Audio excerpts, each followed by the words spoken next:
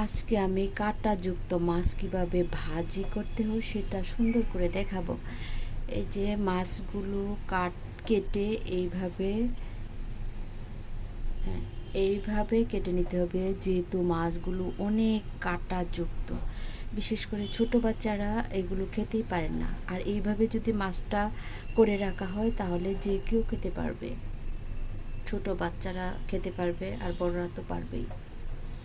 আর marination করার সময় অবশ্যই লবণ এবং হলুদ দিতে হবে। এর মধ্যে যদি শুকনো মরিচের গুঁড়া দেওয়া যায় তাহলে কিন্তু মাছের কালারটা কিন্তু এত সুন্দর হয় না। মাছগুলো আগে এভাবে অনেকক্ষণ রেখে দেওয়ার পরে ভাজার আগে শুকনো মরিচের গুঁড়া দিতে হবে।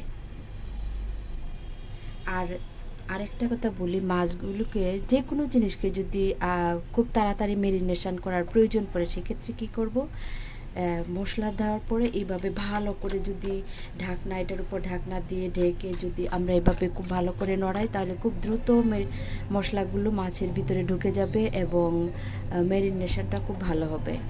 তো এখন আমি মাছ ভাজি করে দেখাবো।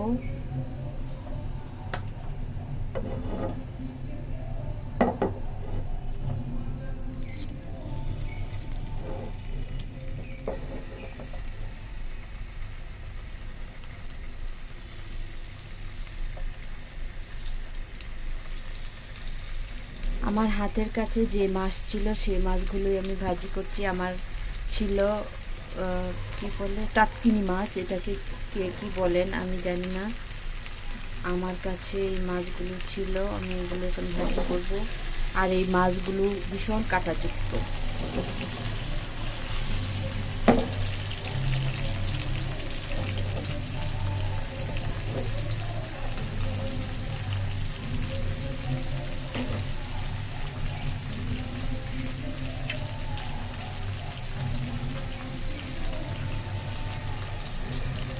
আমার আর একটু ঝাল দেওয়া দরকার, সেজন্য আর একটু মশলা ছিটিয়ে দিচ্ছি।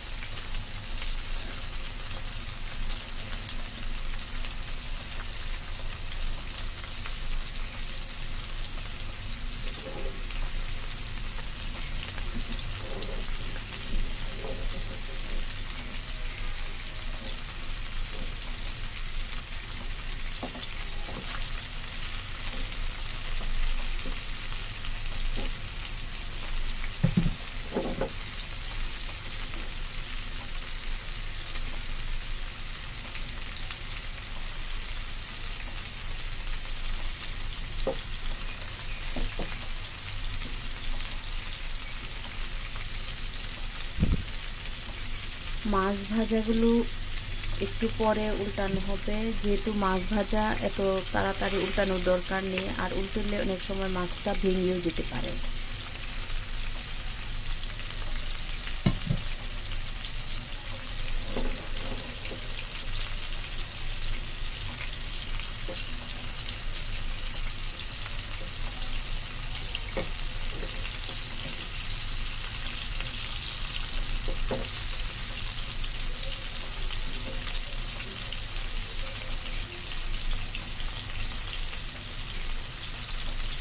আসলে আমরা এখন আমাদের সময়টাকে কে কত বেশি কাজে লাগাতে পারি এটাই বড় বিষয়।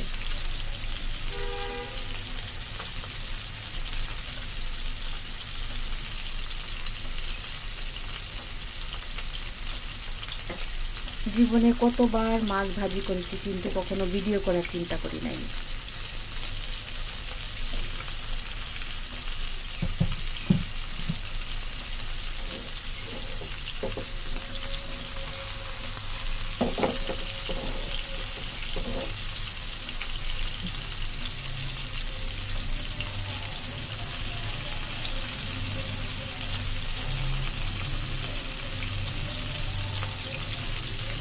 অনেক সময় দেখা যায় অনেকক্ষণ যদি মাছের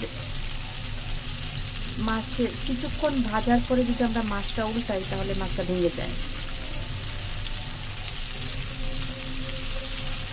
সেক্ষেত্রে মাছটা না উল্টানোই ভালো।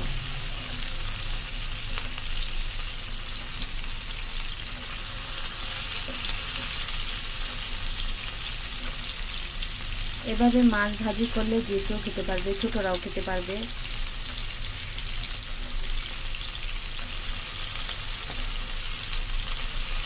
আশা করি আজকের আমার এই পরামর্শটা ভালো লাগবে অনেকের কাছে। যদি ভালো লাগে তাহলে আমার পেজটাতে একটা ফলো দিয়ে রাখবেন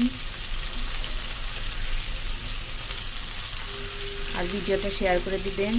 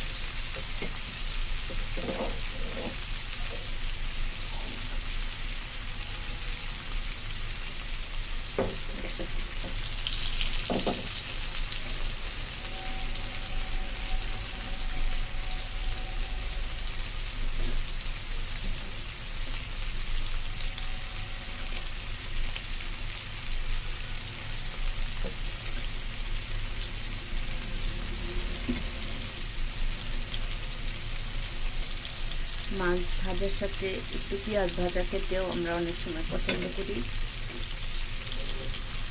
সাইড দিয়ে একটু পেঁয়াজ দিলাম।